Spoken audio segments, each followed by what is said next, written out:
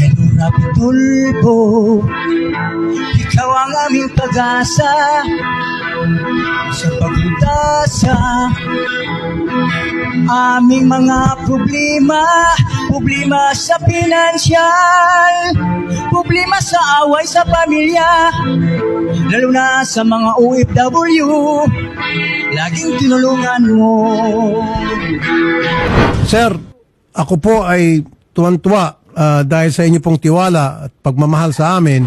Ano po may tutulong ko sa inyo, sir? Ano po yung pwede kong gawin na para mapagaan-gaan yung inyong pamumuhay dahil sabi ni sir, tulong-tulong din mga anak, kontribusyon at yun ang kinabubuhay niya. Mas maganda kung meron siyang sarili.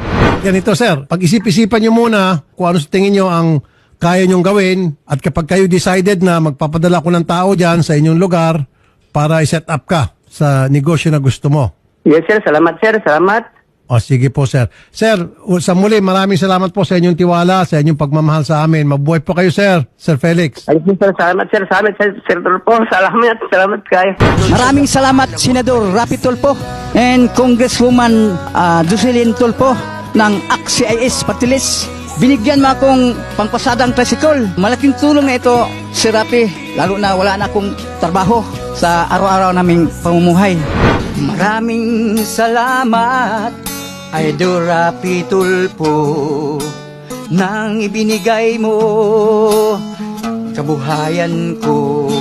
Malaking tulong na ito sa pamilya ko. Ikaw nang hulog ng langit sa bawat Pilipino. Ikaw ang idol ng bayan, simbolo ng katotohanan sa ating mga kabataan. Ikaw ang aming sandigan sa mga taong inapi nang walang kalaban-laban. Salamat Panginoon, binigyan mo kami ng instrumento katulad ni Idol Rapi Tulfo.